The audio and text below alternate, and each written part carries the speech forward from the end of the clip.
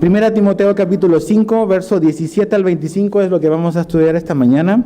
Estamos en esta carta que Pablo, el apóstol Pablo, le escribe a este joven pastor llamado Timoteo. Y hemos estado viendo lo que él le da todas estas instrucciones de cómo Timoteo debe de conducirse y manejar y llevar la responsabilidad de una iglesia. Y hemos visto diferentes temas, hemos visto de que la enseñanza es importante, de que cuidar la doctrina es importante, de que él debe de ver ciertas características y cualidades a la hora de elegir a futuros pastores. Él debe de también observar ciertas características y cualidades para la gente que quiera servir en la iglesia. Pablo también le habla de cosas que Timoteo debe de cuidar de su propio corazón para poder servir a Jesús. Y eso es lo que estamos viendo, una serie de instrucciones de cómo una iglesia debiese de funcionar. Entonces vamos a leer del verso 17, vamos a leer verso 17 y verso 18 y vamos a orar y vamos a estudiar. Dice: los ancianos que gobiernan bien sean tenidos por dignos de doble honor, mayormente los que trabajan en predicar y enseñar.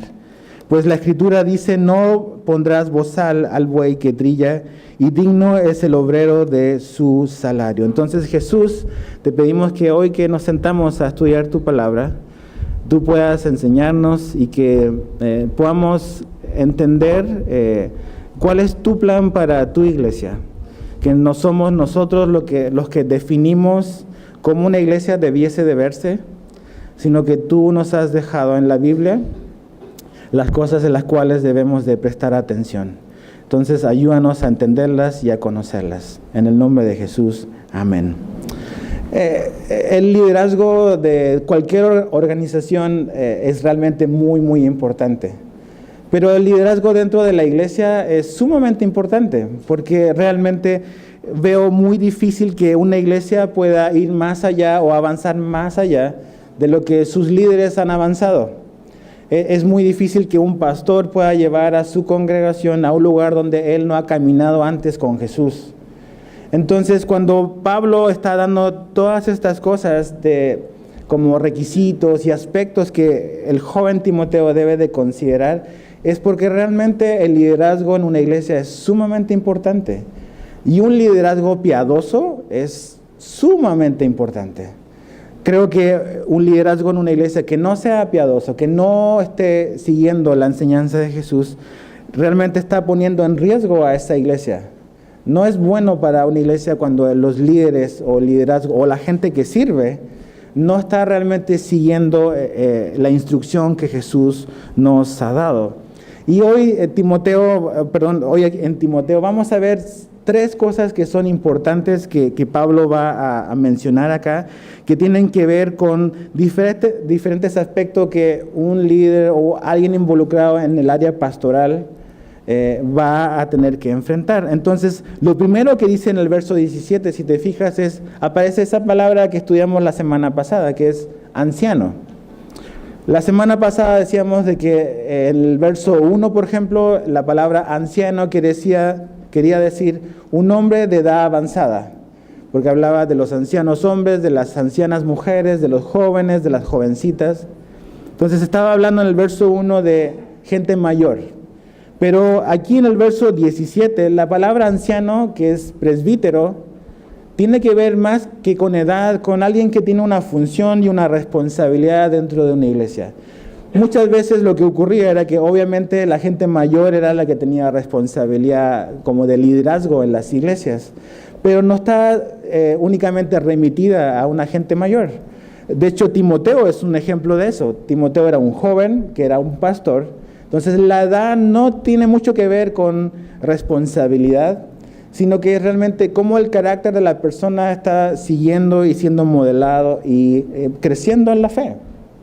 Entonces, la palabra que aquí Pablo usa en el verso 17 está hablando ahora de un líder, de alguien que tiene una responsabilidad de liderazgo y también una responsabilidad como de pastoral.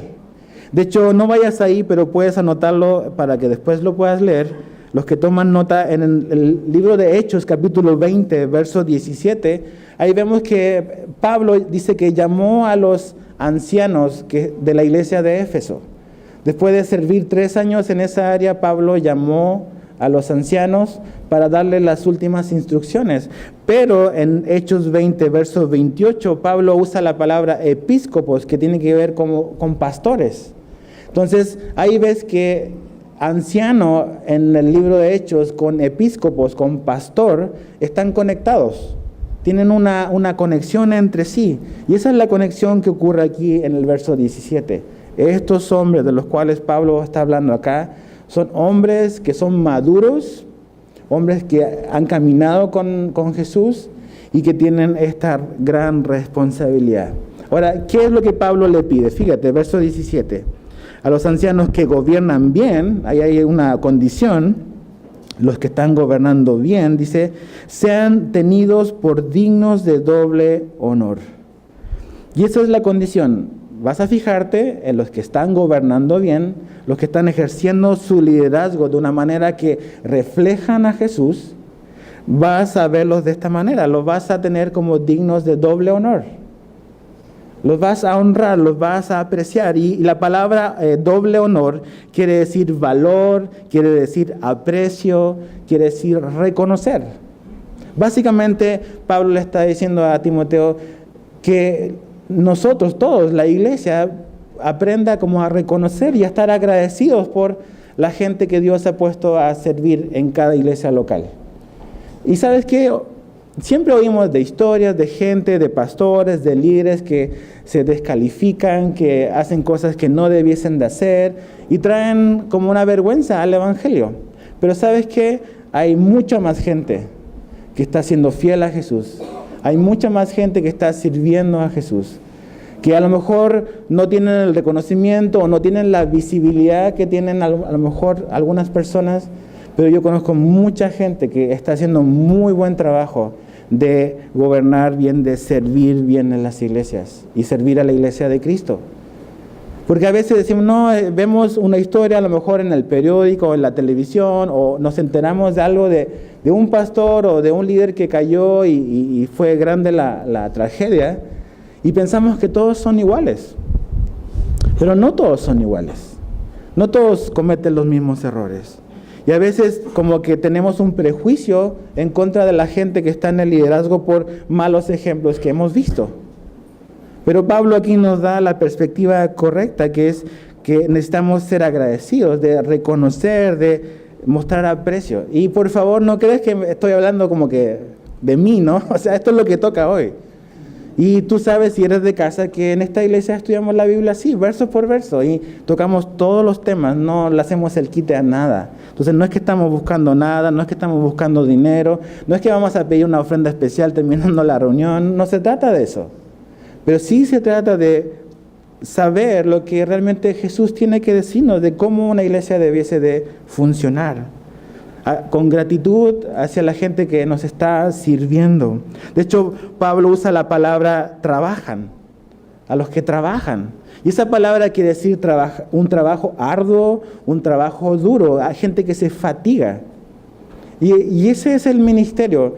Por alguna extraña razón, hoy en día, en algunas personas, tienen esta idea de que el ministerio significa que la gente nos sirva a nosotros, que el ministerio es una posición para ser servido. No sé de dónde sacamos esa idea, pero realmente ves a Jesús y Él nos mostró que el ministerio es lo contrario, es nosotros servir a la gente, nosotros servir a los demás.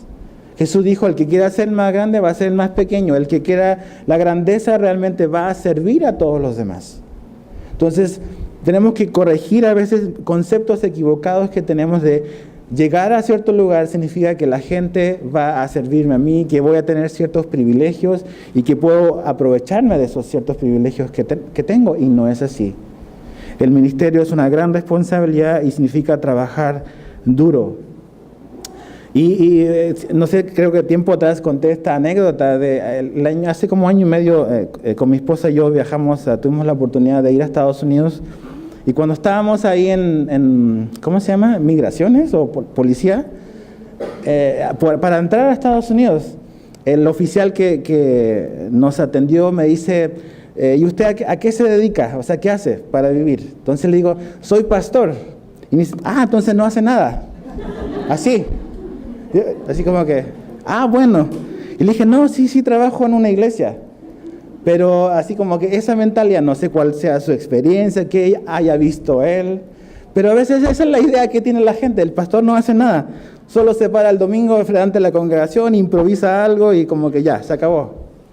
Pero ¿sabes qué? O sea, si has estado en el ministerio, si has estado en esta iglesia, sabrás de que no es solo eso. Y que realmente es trabajar, es servir a la gente, es pasar por situaciones que a veces son difíciles, pero ¿sabes qué? Es un gran privilegio, es una gran bendición el poder servir a Jesús y servir a su gente. Y ¿sabes qué? A veces es triste ver que, y no estoy hablando de esta iglesia, pero de otras realidades donde a veces vemos como pastores descuidados por sus iglesias, descuidados por su liderazgo, gente que ha dado su vida para servir a Jesús, misioneros, descuidados por las iglesias que los han enviado. Yo sé de primera mano de unos misioneros americanos que fueron a hacer trabajo a Sudamérica. Ellos eran los suegros de un pastor que yo conozco. Hicieron una tremenda obra misionera en Colombia, en Argentina, en Chile, y realmente la organización que los envió los olvidó. Entonces Pablo está diciendo que realmente no debiese de ocurrir eso en una congregación, que descuide, que no aprecie, sino que debiesen de cuidar a la gente que Dios ha puesto para servirles, que esa es una manera de mostrar gratitud. Entonces el pastor o la gente que está en labor pastoral, los que están a lo mejor a cargo de los discipulados, la gente que está sirviendo a los niños, está cuidando de otros. Y a veces cuidamos a los demás, pero Pablo dice, ¿y quién cuida de ellos? También hay que pensar en eso. Es gente que tiene un corazón, gente que tiene necesidades. Y una manera de glorificar a Dios, la semana pasada veíamos, era atender a nuestras familias, es el primer ministerio. Pero también creo que es importante ver aquí, tener esa gratitud y ese reconocimiento a la gente que nos está sirviendo. En primera de Tesalonicenses 5:12, Pablo dice lo siguiente: reconozcan a quienes trabajan entre vosotros y os presiden y os amonestan. ¿Y cómo es la manera en que Pablo opone este reconocimiento? Dice en el verso 18, dice, pues la Escritura dice, no pondrás bozal al buey que trilla, y digno es el obrero de su salario. Entonces la manera en que Pablo y la instrucción que está dando Pablo es remuneración, básicamente. Es remuneración, es un salario. La palabra salario quiere decir paga o remuneración. Y Pablo lo que hace es citar la Escritura. O sea, no es una ocurrencia de Pablo, no es algo que él está inventando.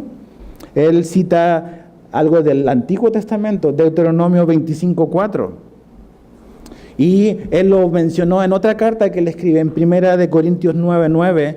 Dice que esa cita del buey en Deuteronomio estaba Dios hablando de una realidad para nosotros, dice, para el Nuevo Testamento. Y es esta idea de que el animal cuando va trabajando no le pongas el bozal, porque de lo que va aplastando, él también va comiendo y va agarrando lo que necesita. Y la idea es eso, que una persona que está dedicada 100% al ministerio debe de también tomar y ser bendecido de lo que está haciendo para sostenerse y para poder mantener quizás una familia. Esa es la idea del bozal y del buey. Y también cita otra escritura del Nuevo Testamento cuando Jesús habla de que el obrero es digno de su salario. Y Jesús habló de eso. Yo sé que el tema de económico y de finanzas es un tema delicado porque yo sé que algunos vienen de diferentes iglesias y han quizás tenido malas experiencias. Hay mucho abuso y sí es cierto. El tema de ofrendas, el tema de manejos, a veces la gente solamente, o los pastores, o algunos pastores, no puedo generalizar, o algunos ministerios, lo único que hacen es como que trasquilar las ovejas, trasquilarlas, y aprovecharse y como que obtener y quitar y recoger. En esta iglesia decimos vamos a recibir la ofrenda, no vamos a tomar ofrenda, no queremos tomar nada a la fuerza. Y de hecho tú sabes que aquí no pasamos con la charola y no que eso esté mal, pero allá atrás está siempre la caja y tú sabes, si eres de acá, que ahí tú pones lo que Dios ha puesto en tu corazón. No queremos ni presionar, ni manipular, ni jugar con tus emociones, ni nada de eso. Es algo entre tú y Dios. Entre tú y Dios. Pero aquí Pablo habla de que parte de eso, en una iglesia que puede hacerlo, porque no todas las iglesias pueden hacerlo, debiese ser proveer por la gente que está sirviendo. Jesús habló de eso. Cuando nosotros con mi familia, con mi esposa llegamos acá, los dos buscamos trabajo. Sabíamos de que Dios nos había llamado a plantar esta iglesia, pero que la iglesia en Chile de la cual yo venía no podía sostenerme. La iglesia a la cual estuve apoyando en Mérida tampoco podía sostenerme. No estaba en condiciones de eso, pero estábamos muy convencidos del llamado que Dios nos había dado de plantar una iglesia en esta ciudad. Y los dos buscamos un trabajo y trabajamos secularmente. Mi esposa trabajó en lo que ella sabía hacer varios años, después nació nuestro hijo, dejó de trabajar y ahora volvió a dar clases. Yo trabajé como 7 años, 8 años en un lugar para poder comenzar. Y no hay ningún problema, ese es el ejemplo que nos dio Pablo. Pablo trabajaba y cuando se podía, pues la iglesia lo ayudaba y las iglesias, diferentes iglesias apoyaban su ministerio. Y esa ha sido la realidad de nosotros aquí, ¿ves? Entonces, cuando Dios te da un llamado, la parte económica no debe ser como que un obstáculo. Hoy, ¿qué es lo que a veces veo en la gente joven? Que quiere ir a servir, pero tiene que tenerlo todo listo. Es como cuando sales de la universidad y piensas que el mundo está listo para ti, y el mundo no está listo para ti. Y sales a veces, estudias o algo y dices, ya, ok, está listo, pero necesito esto. Si no tengo eso, pues no puedo servir. ¿No ves ese modelo en la Biblia? ¿Cuántos misioneros metidos en la selva no tiene ni el 10% de lo que tenemos aquí? Y están sirviendo fielmente a Jesús. Entonces, cuando se puede, cuando las cosas crecen, pues, y si se puede, pues adelante. Eso es lo que Pablo está diciendo. Una manera de honrar y de cuidar es que la persona o las personas que están sirviendo puedan tener ese sustento, esa remuneración para cuidar y velar de sus necesidades. Ahora, fíjate el verso 19 al 21, otro aspecto del liderazgo. Dice, contra un anciano no admitas acusación, sino con 2 o 3 testigos. A los que persisten en pecar, repréndelos delante de todos, para que los demás también teman. Te encargo delante de Dios y del Señor Jesucristo y de sus ángeles escogidos, que guardes estas cosas sin prejuicios, no haciendo nada con parcialidad. Pablo ya habló del tema de remuneración y aquí toca otro tema que es acusación. Podríamos dividir el mensaje de esta mañana en 3 áreas, es remuneración, acusación y después ordenación. ¿Qué es lo que habla aquí? Acusación. ¿Qué es acusar a alguien? El diccionario dice que acusar a alguien es atribuir a una persona responsabilidad en una acción reprobable. Es atribuir a una persona responsabilidad en una acción reprobable. Es una queja. Y tristemente en las iglesias, en todas las iglesias, hay murmuración. Sí has oído de eso, ¿no? Murmuración. La gente empieza a murmurar, empieza a decir cosas que me contaron, que me dijeron, y a veces uno empieza como a rastrear y no tiene, es como el teléfono descompuesto. O sea, te contaron una versión y tú cuentas otra y así como que llegas al final y es algo totalmente diferente a lo que comenzó. Y sabes que la murmuración, los chismes, todas esas cosas son bien peligrosas en la vida espiritual de una persona y del que participa en eso. Pero también eso causa mucho daño en las iglesias. Seguramente Pablo está escribiendo esto porque era una realidad en la iglesia de Éfeso, en la cual Timoteo estaba pastoreando. Pablo le dice a Timoteo, mira, debes de ser cuidadoso, ser irreprensible, tener una vida que realmente esté en orden.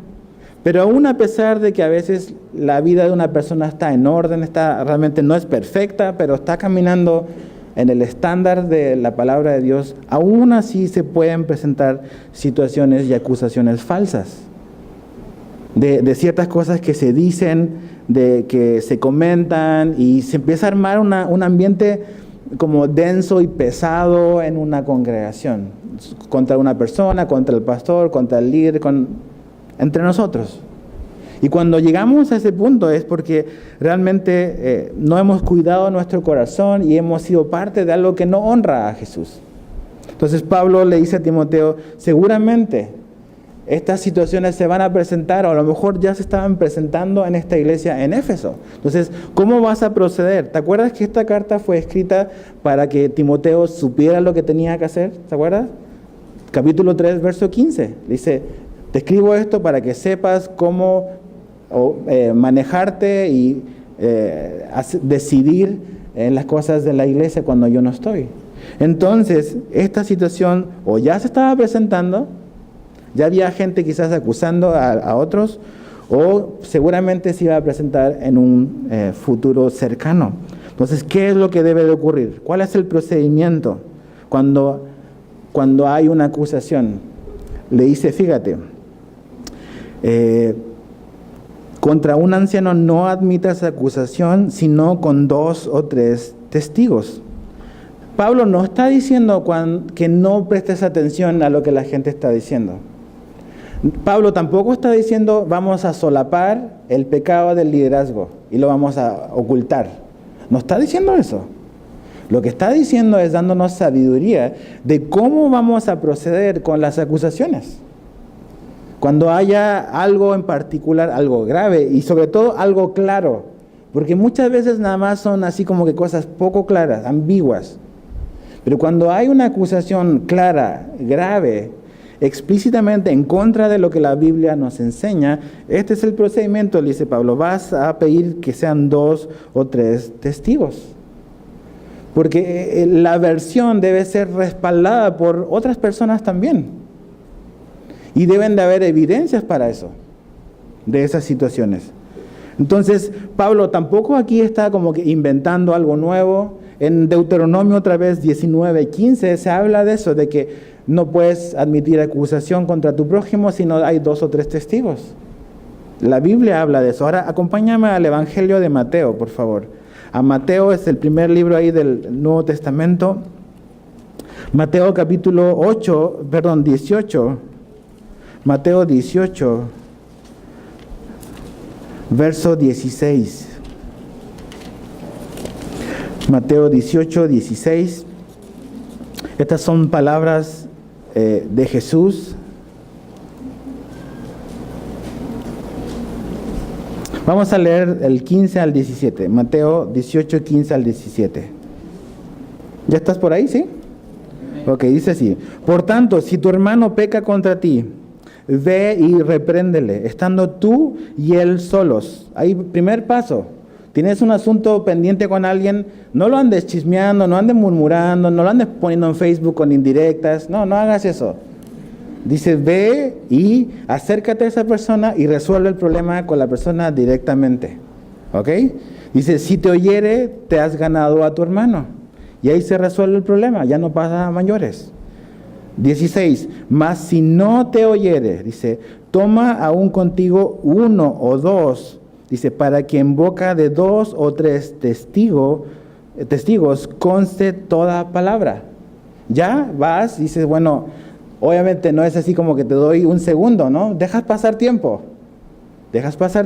y si no hay una reacción, si la situación no se resuelve, agarras 2 o 3 testigos. Otra vez es la misma idea, involucrar a más personas para traer luz a la situación. Dice, para que conste toda palabra. Y eso es lo que andamos buscando. Por eso Pablo habla de no admitas acusación contra ancianos, porque necesitamos que cada palabra conste, que haya veracidad, que estemos realmente claros de que eso es así. Fíjate otra vez, verso 17. Y si no los oyeres, si no los oyere a ellos, dilo a la iglesia. Y si no oyere a la iglesia, tenle por gentil y publicano. Pero ¿qué es lo que hacemos? Nosotros lo desparramamos por la iglesia, lo primero que hacemos. Y empezamos a hablar mal, empezamos a decir cosas, y eso trae mucho daño, mucho daño. Dios nos ha dado sabiduría y tú y yo necesitamos pensar bíblicamente. Si hay una diferencia, si hay un asunto con alguien que tú has visto, ve tú y acércate y trata la situación.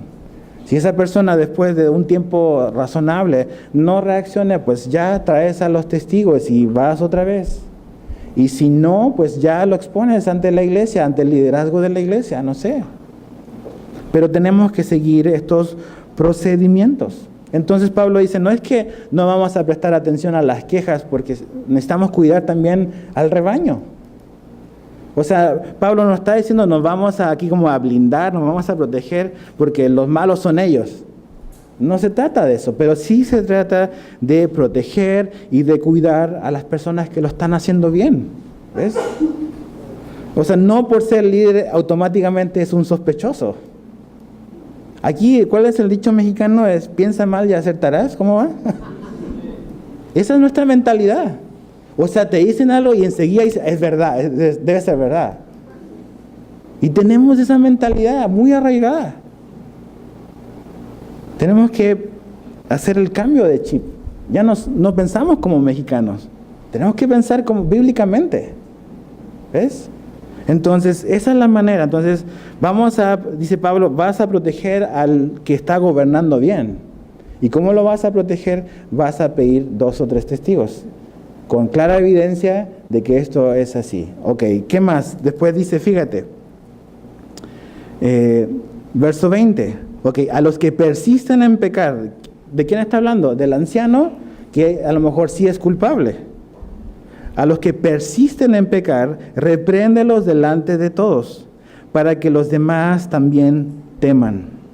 Entonces, lo primero que Pablo decía, vamos a seguir este procedimiento, es para proteger al que lo está haciendo bien, para proteger al líder, al servidor que está sirviendo fielmente a Jesús. Pero si las evidencias son claras y es algo grave, vamos a proceder a lo que viene después. Vamos a proteger al rebaño. Vamos a proteger a la gente a la cual está sirviendo. ¿Y cómo lo vamos a proteger? Abordando la situación, abordando el tema, no pretendiendo de que no está ahí. Es como el elefante en el cuarto, ¿no? Como que está ahí, es enorme, pero como que nadie lo quiere ver. No vamos a hacer eso. Vamos a proteger a la congregación, vamos a abordar el tema. Y también cuando protegemos a la congregación y abordamos el tema, también estamos protegiendo el corazón del líder. Porque abordamos la situación no para condenarlo, no para eso, sino para salvarlo y para poder restaurarlo. Esa siempre debe ser nuestra motivación al exhortar, al corregir. Queremos restaurar, no queremos condenar. Ese no es el ministerio al cual Jesús nos llamó. Jesús no vino a condenar, vino a salvar.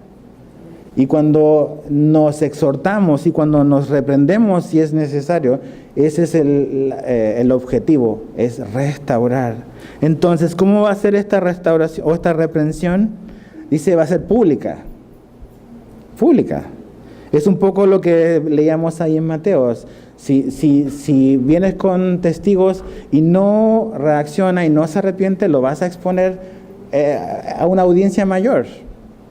Está fuerte, ¿verdad?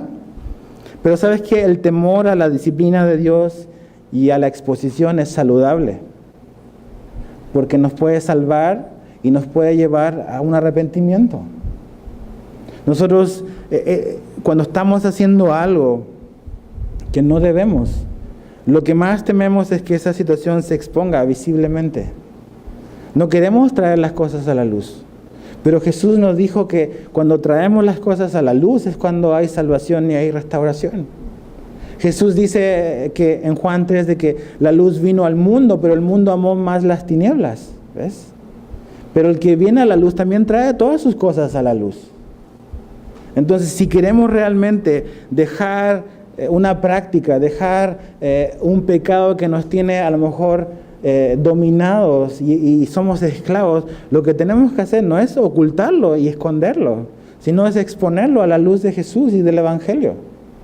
Y los que están a su alrededor no es para condenarlos ni burlarse, sino es para restaurar y hacer que esa persona realmente pueda experimentar la gracia del Evangelio que libera y cambia los corazones. Entonces, cuando habla de que se va a exponer, es esa persona, ese líder que está sirviendo, si la acusación es cierta, es real, necesita exponerse y necesita enfrentarse a eso. No para condenarlo, sino para restaurarlo. Es reprensión buscando restauración. No es como que le vamos a caer así encima y nos vamos a burlar. No es eso. Pero es buscar restauración. Y ese santo temor a veces es bueno para nosotros. Saber de que necesitamos rendir cuenta de nuestra vida. De que si no traemos esas cosas a la luz, como vamos a ver al final, Dios las va a exponer de todas maneras. Y es mejor uno venir y reconocer a que ser avergonzado públicamente. Y Jesús trae esas cosas a la luz, no porque te odia, no porque te quiere destruir, sino porque te ama y te quiere hacer libre. Te quiere hacer libre. Satanás es el que nos dice, mantén eso oculto, déjalo ahí. Y no solamente te convence a tenerlo oculto, sino que también te condena porque lo estás ocultando. Y estás así como que preso, y aparte te sientes miserable porque sabes que lo que estás haciendo a lo mejor no está bien. Pero cuando traemos las cosas a la luz, hay libertad. Entonces, ¿ves? ¿Te das cuenta? No es como que solapar el pecado o solapar las cosas que están mal. Pero es tener un procedimiento con la sabiduría de Dios de cómo vamos a manejar los problemas, cómo vamos a manejar las situaciones delicadas en una iglesia. Es así. Si alguien viene y me dice esto y esto, yo no puedo simplemente creerlo a la primera. Necesitamos evidencia y necesitamos personas que respalden eso. Y generalmente cuando a veces empiezas a investigar, la gente se empieza a echar para atrás y como que las versiones empiezan a cambiar. Pero cuando es de verdad, la gente está dispuesta a seguir adelante y a poder realmente buscar un cambio en ese líder o en esa persona que no está haciendo las cosas como debiese. Ahora, Pablo le da dos consejos a la hora de tener esta como acusación, y es el verso 21, le dice que guardes estas cosas sin prejuicios y no haciendo nada con parcialidad. La palabra prejuicio quiere decir juzgar anticipadamente. Juzgar anticipadamente, eso es prejuicio. Y a veces, y ese es el error, a veces viene y te pueden decir algo. Y tú puedes tener un prejuicio, o sea, juzgar anticipadamente. Ah, sí, yo siempre lo supe y sí, ya sabía que esa persona era así. Y a veces no investigas. No averiguas, no te tomas el tiempo para realmente saber si lo que te están diciendo es verdad o no. Y simplemente emites un juicio así, rápido. Entonces le dice Pablo a Timoteo, ten cuidado de no tener prejuicios, de no anticiparte en el juicio a ninguna persona. Y lo segundo que le dice es no parcialidad, o sea, debes ser imparcial. O sea, no puedes mostrar favoritismo hacia ninguna persona. Y a veces eso es complicado porque uno tiene afectos. Entonces dice, no, que realmente yo no creo que él sería capaz de hacer eso. Y como que no, y es como alguien es muy amigo, muy cuate tuyo. Y como que eso a veces te ciega y no te deja ver las cosas que no están bien en la vida de esa persona. Y Pablo le está diciendo, eso es un peligro y es un riesgo que no necesariamente quizás estaba ocurriendo en la vida de Timoteo, pero puede ocurrir. Que a veces cuando estás sirviendo con más gente, tienes gente que son tus amigos, son tus cuates de años, y a veces esas personas están haciendo cosas que no debiesen estar haciendo y tú no dices nada. Y muestras así como que indiferencia o gracia, pero ves a otra persona que no te cae tan bien, y que está haciendo exactamente lo mismo y le caes con todo el peso. Eso está mal. Y a lo mejor, y le hablo a la gente que aquí tiene responsabilidades de liderazgo y gente que está sirviendo juntamente con ellos más abajo o son compañeros de ministerio. No puede ser así. No puedes no enojarte o no molestarte con una persona que está haciendo algo mal y con alguien que no te cae tan bien y está haciendo lo mismo, enojarte. No se vale, mi amigo. O sea, si eres riguroso, si quieres ser realmente como que consecuente, sélo con todos. no con algunos nada más. Eso no es una manera de glorificar a Dios, ser imparciales. Eso es lo que Pablo le dice a Timoteo. ¿Qué más? Verso 22, fíjate. No impongas con ligereza las manos a ninguno, ni participes en pecados ajenos. Consérvate puro. Entonces vemos remuneración, vemos acusación y aquí vemos ordenación. Y está hablando de imponer las manos con ligereza. ¿Qué quiere decir eso? La idea de imponer las manos era una idea de cuando tú imponías la mano sobre una persona, no era que estaba ocurriendo una transferencia mágica ni nada de eso. Era como delegar visiblemente y reconocer a una persona ante la congregación de una responsabilidad y una delegación de autoridad a lo mejor. Es simplemente eso. Por ejemplo, lo ves en el libro de Hechos, capítulo 6, verso 6, cuando eligen a los diáconos que van a servir, dice que los apóstoles impusieron las manos sobre ellos. Y no es que eran superhombres ahora, así que no, ni tampoco los votaron, sino que oraron por ellos, impusieron manos y la gente vio, ok, estos diáconos tienen una cierta autoridad que les fue delegada. También en el libro de Hechos, capítulo 13, verso 3, vemos que exactamente lo mismo ocurrió con Pablo y con Bernabé. Cuando la iglesia de Antioquía los mandó como misioneros, dice que los líderes de la iglesia impusieron sus manos sobre ellos y fueron delegados, fueron comisionados en esta responsabilidad de este viaje. Entonces, lo que Pablo está diciendo aquí es que Timoteo debe de ser cuidadoso y muy cuidadoso a la hora de delegar autoridad en otra persona. Delegar autoridad. Y creo que está conectado con todo lo anterior. Porque a veces cuando delegas responsabilidad no con sabiduría, eso te mete en problemas. Y mete en problemas a la iglesia. Y pones a una persona que no está preparada en un lugar que no debe de estar. ¿Por qué? Porque te apuraste.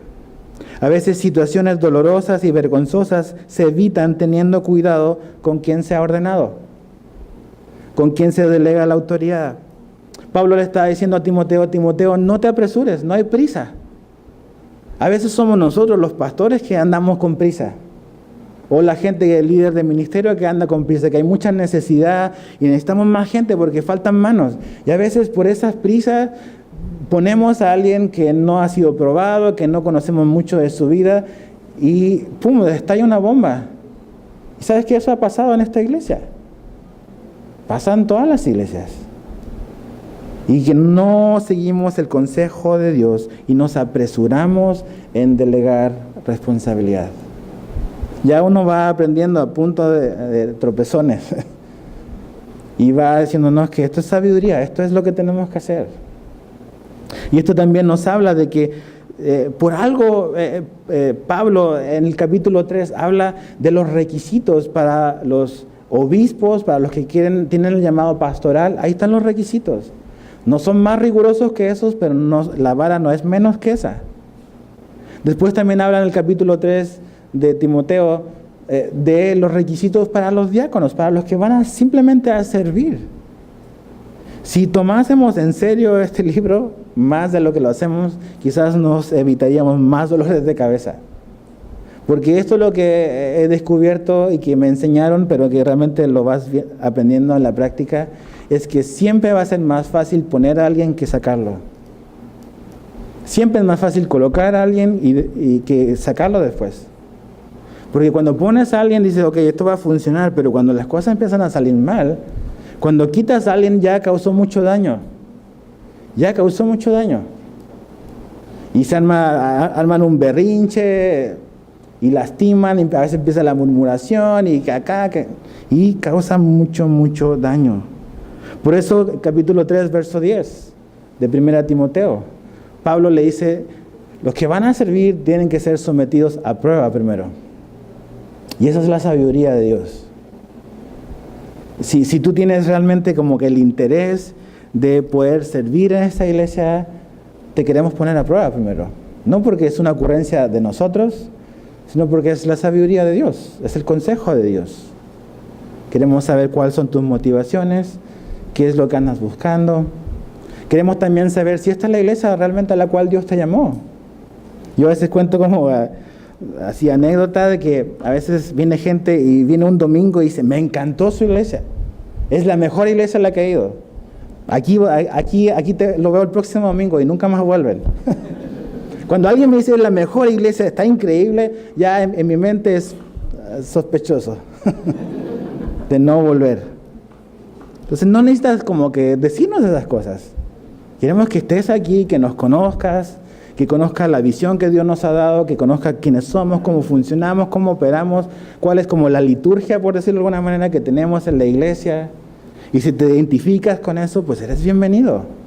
Por eso el cuerpo de Cristo es variado y hay diferentes tipos de iglesias para diferentes tipos de personas. Entonces Pablo dice, Timoteo, te vas a ahorrar muchos problemas si sigues este consejo. No impongas manos con ligereza. La gente sea sometida a prueba, investiga, conoce, no hay prisa. No hay prisa. Entonces, sigue este consejo, Timoteo. Verso 23 al 25. Dice, ya no bebas agua, sino usa un poco de vino por causa de tu estómago y de tus frecuentes enfermedades. Me impresiona eso. Timoteo era una persona, podríamos decir, enfermiza. O sea, dice, chécate, ¿qué dice ahí? Frecuentes enfermedades. O sea, constantemente Timoteo estaba con problemas de salud. Y me gusta que un hombre así, a veces tu salud dices que yo no puedo servir a Jesús porque siempre me ando enfermando. Ahí está Timoteo, enfermándose regularmente, ¿ves? Pero siendo fiel a Jesús. Dios tenía un llamado, a pesar de que estaba batallando con su salud, eso no lo descalificaba de que Dios no lo pudiese usar. Y tu enfermedad, sea algo muy sencillo o crónico, o sea algo muy grave, no te descalifica para que seas usado por Dios. De hecho, la gracia de Dios y el poder de Dios se perfecciona en nuestra debilidad, no en nuestra fortaleza. Y cuando estamos en una condición a lo mejor así de un problema de salud, pues Dios va a usar y va a derramar su gracia sobre tu vida. Y va a ser muy evidente de que no eres tú, sino es la gracia de Dios.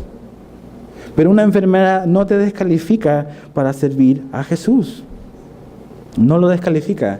Tampoco aquí Pablo le dice a Timoteo, ¿qué onda, Timoteo? O sea, te falta fe. O sea, por algo te estás enfermando, ¿no? Seguramente tienes un pecado ahí oculto. Y nos reímos, pero eso es lo que mucha gente en las iglesias hoy en día anda diciendo. Seguramente, o sea, te enfermas una vez, sí, pero ya frecuentemente, mi hermano, o sea, ¿qué estás haciendo? Seguramente es como los amigos de Job. Con amigos así, ¿para qué quieres enemigos? Dicen, no es un problema de fe, ¿ves? Y ¿sabes qué? No le dice Timoteo, tienes que declarar, decretar y reclamar y... No. Seguramente Pablo, pues, finalmente Timoteo es su hijo en la fe, ¿ves? No es un extraño, no es alguien que no conoce. Pablo ha orado por este hombre, ¿ves? Y sigue con sus problemas de salud, ¿ves? Sigue con sus problemas de salud. Eso no lo descalifica, no es un problema de fe, sino que es simplemente una situación que Dios ha permitido para que el poder de Dios se perfeccione en la vida de Timoteo. Y ¿sabes qué? Pablo no estaba ajeno a eso.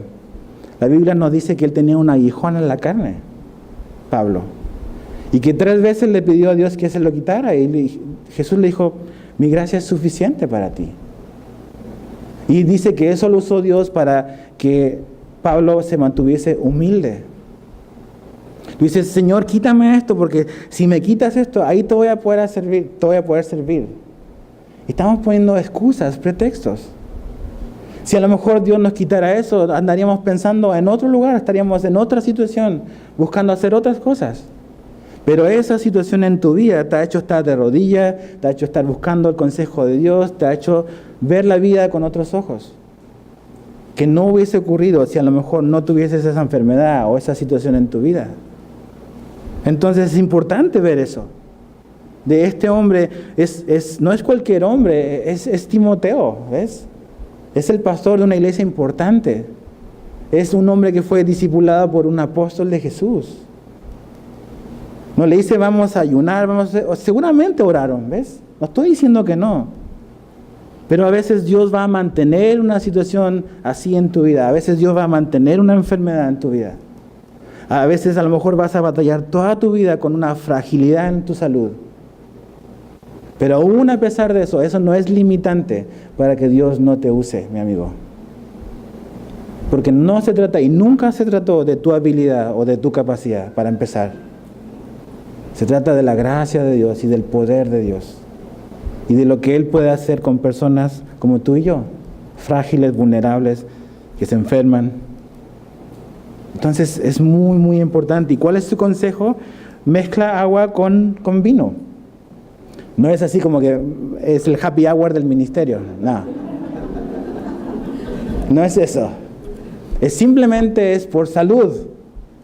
O sea, ¿cuál es el problema? ¿Por qué la gente se enferma del estómago? Por agua contaminada. O sea, cuando vas a otro país, compras agüita de botella. ¿Por qué? Porque si tomas seguramente agua como los locales, a lo mejor te vas a enfermar. Y Pablo le dice, mezcla esto porque eso seguramente va a matar a los bichos que te están fastidiando ahorita. Simplemente es como sentido común y es medicina. Es medicina. ¿Sabes que Dios no está peleado con los doctores? A veces esta mentalidad de que yo soy cristiano y mi super fe, entonces no necesito a los doctores.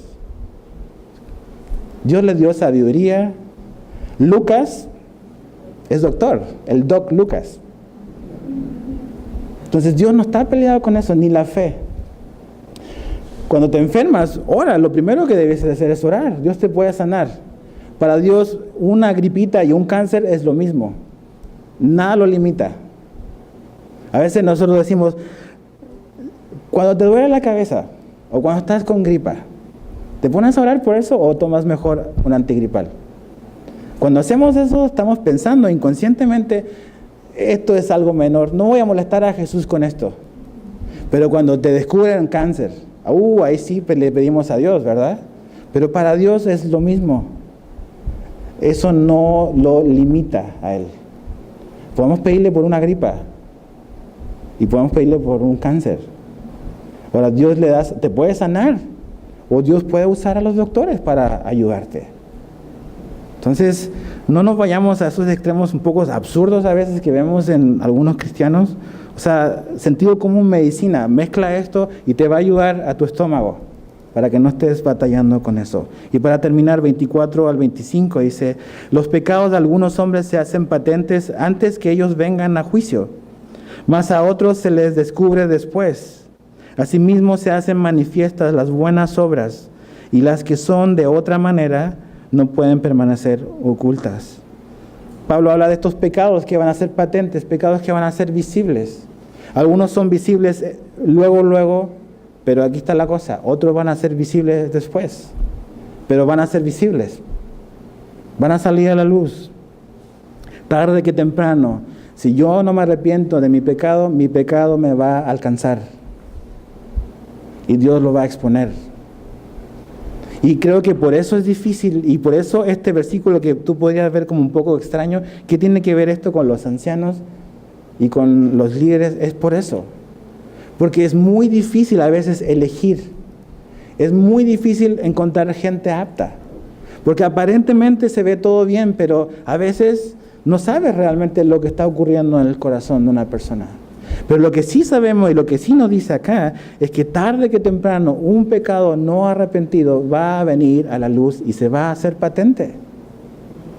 Se va a hacer patente. Entonces es difícil elegir. Por eso otra vez el consejo es, Timoteo, no te apresures, no hay prisa. No te apresures a ordenar, a imponer, a delegar, a involucrar. Mejor que Dios te dé sabiduría. ¿Y sabes cuál es el mejor ingrediente para decidir bien? Tiempo. El tiempo es una buena prueba de ver fidelidad, ver compromiso. Y a veces el tiempo, o es el tiempo transcurrido, lo que va como que a hacer patente algo que no está bien en la persona. Entonces, ¿qué es lo que debemos de hacer? ¿Qué deben hacer ustedes como congregación? Es orar. Orar por la gente que está liderando aquí. Necesitan orar por mí. Casi nunca se los digo, pero hoy se los digo. Necesitan orar por mí. Necesitan orar por mi esposa. Necesitan orar por mi hijo. Pero no solamente por nosotros. Necesitan orar por Marcelino, por Andy. Necesitan orar por todas las personas que están sirviendo en esta iglesia. Porque no es fácil, no es imposible. Pero todos tenemos necesidades, ¿ves? Y los que se paran aquí, los que se paran en la alabanza, los que están sirviendo a tus hijos con los niños, todos tenemos necesidades. Y finalmente el único que las puede suplir totalmente es nuestro Jesús. ¿Ves? Pero eso no significa que tú no puedas ayudar orando. ¿Para qué? Para que Dios nos guarde irreprensibles. Para que Dios nos libre de la tentación. Para que Dios provea por las necesidades. No solamente físicas, sino de adentro, de lo profundo de nuestro corazón. Para que Dios nos dé todo lo que necesitamos para poder servirles a ustedes de una manera que Jesús es digno. Oren por nosotros. Lo necesitamos, de verdad. Ves a Pablo que constantemente en sus cartas, él le decía a la iglesia, ustedes pueden participar y ustedes debiesen de estar orando por nosotros. Eso puedes hacerlo. Puedes orar. No solamente piensa en las cosas que tú necesitas. Es válido. Pero también ve alrededor y ve que hay gente que pues, también necesita de tus oraciones. Entonces, como conclusión, los ancianos y los líderes tienen una responsabilidad y una iglesia debiese de valorarlos, debiese de reconocerlos.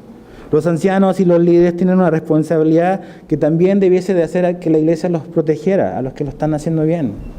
Y a los que se han equivocado en su responsabilidad debiesen de ser reprendidos, no para condenarlos, sino para restaurar sus vidas. Y también vemos que es difícil encontrar gente apta, gente que esté como que preparada para servir a Jesús.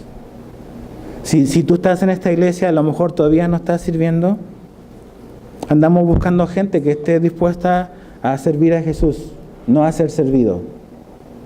Andamos buscando gente que esté de acuerdo con lo que creemos, con la visión que Dios nos ha dado, y que pueda ser enseñable, que pueda ser moldeable, que no ande buscando fama ni reconocimiento, sino simplemente engrandecer el nombre de Jesús y su palabra. Entonces, que Dios nos dé la gracia que necesitamos y que Dios nos ayude a todos, a nosotros mantenernos fieles y a ti a seguir orando por nosotros y para que Dios siga expandiendo y haciendo lo que Él quiere hacer entre nosotros.